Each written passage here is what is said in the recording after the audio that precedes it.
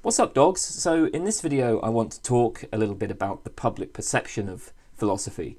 For quite a while now, philosophy has been in a bit of a crisis. Many people don't take it seriously as a field of study. Indeed, many people just don't have any idea what it is that philosophers even do. They have no understanding of it at all. If you ask the average person on the street to name a famous living philosopher, I'm not sure they would have any response.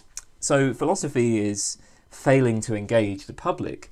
Now, this is a curious situation in some ways, because I think that philosophy as a field is actually undergoing something of a renaissance. The kinds of questions that philosophers now deal with and the tools that they bring to their work, the kinds of methods they use and so on, those seem to have significantly expanded over the past decade. There's also like an increasing emphasis on interdisciplinary work, building connections with the sciences and so on. I mean, again, this is something that's been going on for a couple of decades. Philosophy is actually a lot less insular now than it used to be. Again, that's my impression.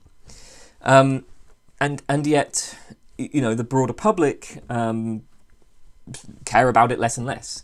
So, I mean, the question is, why has this happened, and what do we do about it? Now, I think a lot of philosophers, when they reflect on this problem, they tend to assume that the problem is due to the content of philosophical work. So the assumption is that the kinds of questions that philosophers deal with, or the way that they deal with them, are just of no interest to anybody outside the discipline. Daniel Dennett has a nice brief article called "The Higher Order Truths About Chmess," which nicely expresses this view. Dennett draws an analogy to the study of chess. So there are lots of interesting truths about chess. For instance, there are 20 legal opening moves for white, or a king and a lone bishop cannot avoid checkmate, or it is a good strategy to castle early and control the centre four squares, and so on, right? So these are just some of the truths about chess. We're interested in chess, and so we want to know the truths about chess. And it requires careful study to uncover these truths. People can literally spend their lifetimes investigating the truths of chess. But now Dennett imagines this other game called chmess. And chmess is exactly like chess, except that a king can move 2 places in any direction, not just one. Now, just as there are lots of truths about chess, there are lots of truths about chmess. People could start investigating the truths about chmess, and this would require careful study. People would sometimes make mistakes, they'd have to be corrected by other people. The truths about chmess could form a whole new area of investigation, and people could devote their lifetimes to it. But what would be the point? Nobody's interested in chmess, so the truths about chmess are irrelevant to us. And Dennett's worry is that a lot of work in philosophy is analogous to the study of truths about chmess. I'm sure you can think up your favourite examples of philosophical work that is analogous to this. But the thought is, you know, this kind of thing may account for why public interest in philosophy has declined. So to fix this, the content of philosophy needs to change. Perhaps philosophers should focus more on current events, or perhaps they should, you know, move away from analytic philosophy to more pragmatist traditions, or whatever, right? Like the point is, right, philosophers need to change the kind of things they're working on, change how they go about it. I mean, the obvious problem with this is that although some philosophy might be analogous to the study of chmess, well, surely it's implausible that all of it is. There's plenty of philosophy that deals with topics of broad interest, or that is being done in traditions beyond the analytic tradition. And actually, I think that even a lot of what might seem like very dry, you know, analytic topics, in my experience, people actually can engage with them when it's presented in the right kind of way. So the alternative explanation for the loss of public interest in philosophy, the alternative explanation is simply that philosophers don't do enough public engagement work. Basically, you know, if you want the public to be interested in philosophy, you have to actively reach out to them. So dealing with topics that are of interest to laypersons, working more closely with people in academic disciplines, adopting a different conception of what philosophy is. None of that actually achieves public engagement. If you, I don't know, what's the hot topic at the moment? Black Lives Matter, right? There's a lot of philosophy there. Philosophers could talk about that. But just talking about that, right, dealing with philosophical questions about that, right, is not actually going to engage any lay people. If you want to engage the broader public, you just need to do that directly. And the worry is that philosophers generally don't do enough of this. Now, there's a good reason why philosophers don't do enough of this. So philosophy obviously is an academic discipline. And how do you succeed academically? Well, as philosophy has become institutionalized, there are now quite strict standards for what contributes to academic success. And the primary criterion, in fact, perhaps the single criterion, other than just like networking and luck, the single criterion really is publishing article journals and books that expand the frontiers of the discipline, right? So these sorts of things are not written for layperson. Many of them are going to be outright incomprehensible to anybody who doesn't have the relevant background training. They're going to be of interest only to a handful of specialists. The intended audience of like article journals and these books are specialists in the same field.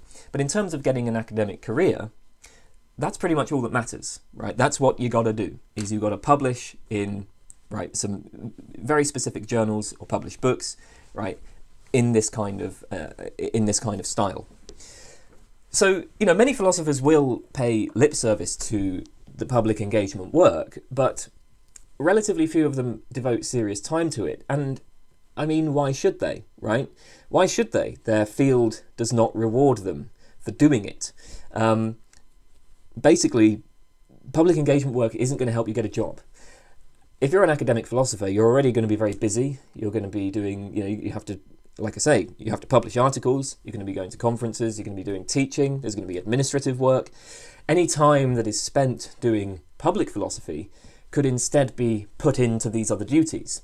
Now, I mean, look, there are certainly philosophers out there who are doing public engagement stuff, and especially since COVID, we're seeing more philosophers with an online presence, more philosophy on YouTube, more philosophy podcasts. That's all wonderful, but it remains the case that none of this work is going to be rewarded with better career prospects. So, we're sort of encouraged to do it, but it's seen as altruistic.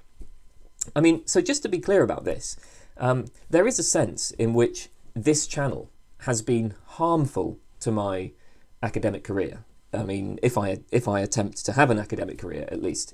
I don't know what's going to happen to me in the future, but if I aim for an academic career, there's a sense, I think, in which doing this channel has harmed it. Because if I had spent my time not creating this stuff, but instead working on articles for journal publication, I would be in a far stronger position. The time I spend on this channel is completely useless for furthering an academic career. And of course, I'm not special. Any philosopher who is spending their time producing public-facing content is, from the point of view of their career, wasting their time. But there seems to me to be something a little bit ridiculous about this. Because if we want the discipline to flourish, then the public need to care about it. I mean, philosophy is conducted in universities. Much of it is funded by taxpayers. But, we have the situation where the kind of work that will lead the public to care about philosophy is just not rewarded at all. The kind of work that is required for the survival and growth of the discipline is not actually rewarded by the institutions of the discipline. And I think that's the real source of philosophy's crisis. What drives the lack of public interest in philosophy is not the content of philosophy. It's not that philosophers are dealing with questions that people don't care about or anything like that. It's simply that institutions are not rewarding public engagement work. I think that where philosophy as a discipline really went wrong is that we ended up modelling the incentive structure on that of the sciences. So science is similar to philosophy in that all that's really relevant to a scientific career is publication of articles that expand the frontiers of the discipline, that are generally accessible only to highly trained specialists, right? It's publish or perish, and That is, when we say publish, we mean that in a very, very, very narrow sense, right? There's a very specific kind of publication that matters. That's the case in science as well.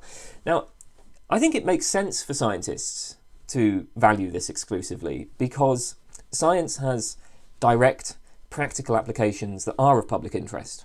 So if you figure out some new mechanisms for DNA methylation, say, that could have direct applications in, I don't know, developing new medical therapies.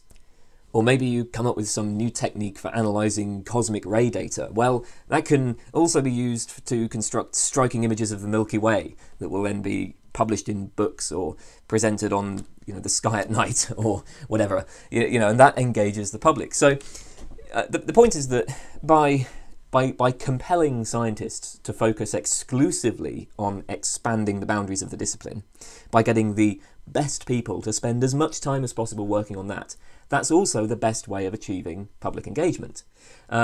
Maybe one way to put it is that in science, public engagement comes for free, right? The best way to seek the truth, or at least the best way to seek theories that are empirically adequate, is also a very good way of promoting public interest, precisely because the true theories, or the empirically adequate theories, are those that have direct practical applications.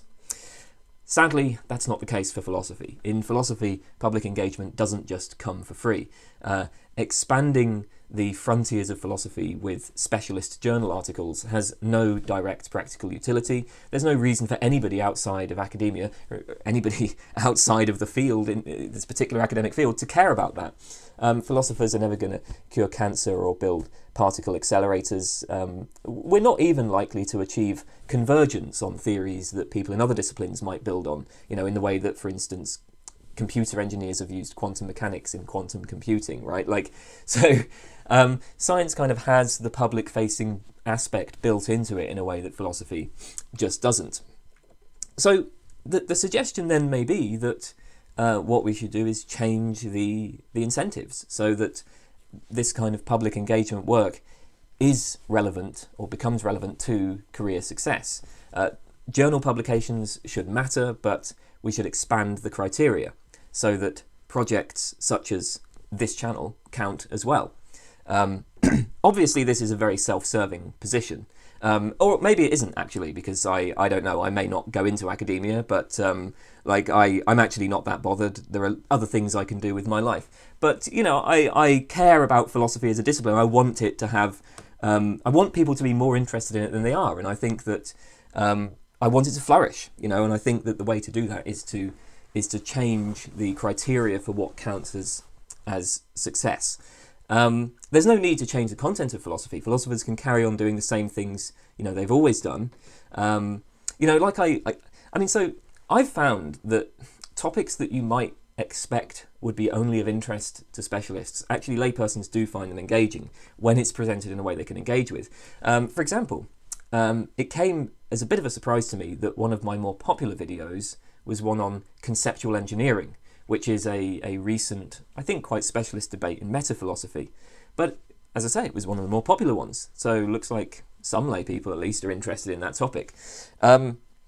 I guess to use Dennett's analogy, it turns out that actually people can be interested in the truths about chmess. We just have to present them in the right kind of way. Actually, the funny thing about Dennett's example, I'm no chess expert, but I do have some interest in chess variants, as do many others. I don't suppose that chmess would be a very interesting variant, but who knows. Anyway, yeah, so we need not change the content of philosophy. We need not even give up on the requirement to, as the slogan goes, publish or perish. We just expand the scope of what counts as relevant publishing. The suggestion is that academic institutions should count certain types of public engagement work when judging job candidates. That's not to say that public engagement should be the only requirement, only that it should count for something. I will put in the description a link to a proposal by Eric Schwitzgebel, which gives a bit more detail on how we might count such work. So that's the idea, right? Look, philosophy's in crisis, people don't care about it. The reason why they don't care about it is because there's, the way that philosophy as an institution is structured is it just doesn't reward work that actually engages the public, and maybe it should. So a couple of objections to this suggestion. Let's go over some objections. So first of all, there's a worry that placing more weight on public philosophy will lead to declining standards. So the idea is, look, there are good reasons why we care about journal publications. For one thing, these publications are peer-reviewed. Blogs, YouTube channels, podcasts, whatever, these are not. So journals maintain strict standards. If a philosopher has a bunch of peer-reviewed publications, we have a very good indication that they are doing good philosophical work, even if we've never read that work ourselves, right? Because we know that other experts in the field have read the work, and it's got into a journal which is maintaining high standards that we can trust. On the other hand, if a philosopher has a successful YouTube channel, well, without watching it, there's no way of telling its quality, right? Maybe they're just talking shit. So, because I mean, like, the YouTube channel is going to be judged by laypersons, but they're not in a position to judge the quality of philosophy precisely because they're laypersons. So if we make the kind of changes I'm suggesting, it's likely that the overall quality of philosophical work will decline. So I think the problem with this objection is that, two things. I mean, first of all, we already have a process for ensuring that professional philosophers have the relevant expertise, because you've got to do a degree and then a master's and then a PhD, right? So any philosopher who is producing, any academic philosopher who is producing public-facing work will be qualified to do so. At least they'll be qualified to do the philosophy part of it. And the second point is, as I mentioned, we will still say that journal publication is a requirement, right? It would just be that, there'd just be less of it. People would still be publishing in journals, they'd still be publishing these sort of specialist articles that are peer-reviewed. It just wouldn't be the only thing. So all of the usual standards that ensure the quality of philosophical work, I think, would remain in place. Okay, the second objection. So one way to look at public engagement work is that it's simply a matter of communicating research that has already been done by others. When we present philosophy to the public, there's nothing novel as far as the philosophical discipline is concerned. So, you might take me to be suggesting that academic institutions should place more value on communication in addition to the development of novel ideas and arguments. And now the objection is that this simply misunderstands the purpose of such institutions. The point of philosophy departments in university is to research philosophy, right, and expand the frontiers of philosophy. The public communication is a separate thing. Now, I'm actually, first of all, I'm not sure that is just, the only role of these departments is research. I mean, we also think that they have a role in teaching, for example. But actually, I think that to interpret my suggestion to interpret what I'm saying in terms of, philosophers or philosophy departments should value communication more than they do, I think that's ceding a bit too much to traditional attitudes here. I think that public engagement work actually can play a role in expanding the frontier of philosophy in the way that journal publication can, and there's two reasons for this. So one thing is just why exactly is it that public engagement work is not thought of as itself a source of potentially frontier expanding work? It seems to me that this is only because philosophers do not value this type of work. I mean, if we valued public engagement, then new and novel ways of engaging the public would be seen as frontier expanding. My point is that even if we think that professional philosophers must focus just on the production of new knowledge, public engagement can itself be a source of new knowledge, or that kind of work can. So that is, a philosopher might come up with new methods of doing that. They might successfully communicate sophisticated ideas to large numbers of people in ways that hadn't been done before. So even if we assume that academic institutions should sort of always be looking for expanding the frontiers in some sense, I would still say that the devaluation of public engagement is a product of our choice to value only certain types of contributions. But the second point, and I think more importantly, is that journal publication is not the only way to develop new ideas.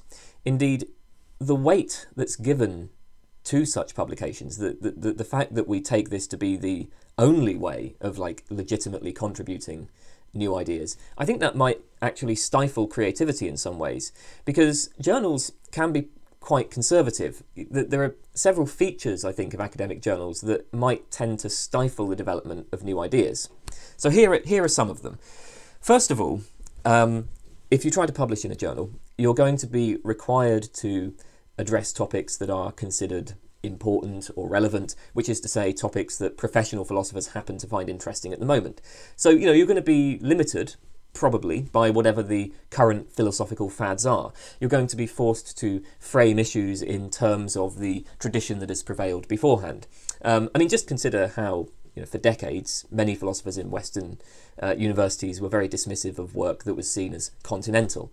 Now, no doubt there are plenty of reasonable criticisms of continental philosophy, but it seems like it wasn't really given a fair hearing. So by placing a bit more emphasis on the non-peer-reviewed work, we may make it easier for philosophers to overcome these kinds of biases and bring new ideas into the discourse. Second, when you publish in journals, there's a requirement that you demonstrate familiarity with the literature. And in many ways, that's a good thing. But what this means is that in practice, if you come up with a new idea, you have to respond to all of the major alternatives. This can take a lot of time. Maybe you don't want to devote that much time to it. It would be a lot easier to just throw out the idea on a blog post, for instance. But it could still be a genuinely new contribution, right? Even if you even if you're not in the mood for shaping something up into the sort of article that could be published in a journal, you can still make a new contribution by putting the idea out there in some other way. A third point is that with journals, there's often a very long time from submission to publication. And that's a problem for philosophical work that's designed to respond to current events.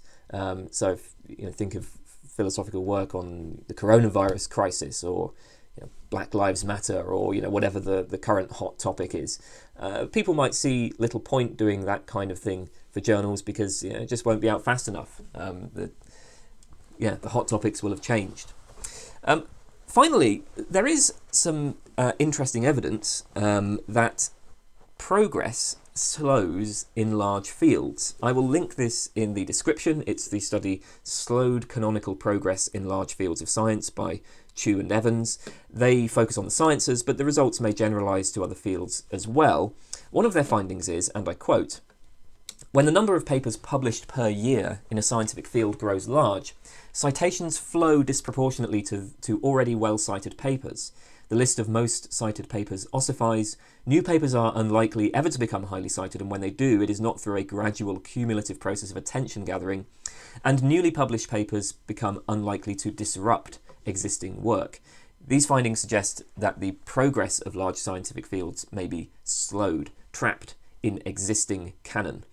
Now, if that's right, and if that does generalise to philosophy as well, then we have the somewhat surprising result that by incentivising philosophers to produce work beyond journal publications, and so by reducing the amount of time spent on journal publication, we might actually promote progress within journal publication. Fewer people publishing articles might be the best way to promote progress within that area. That's just a suggestion.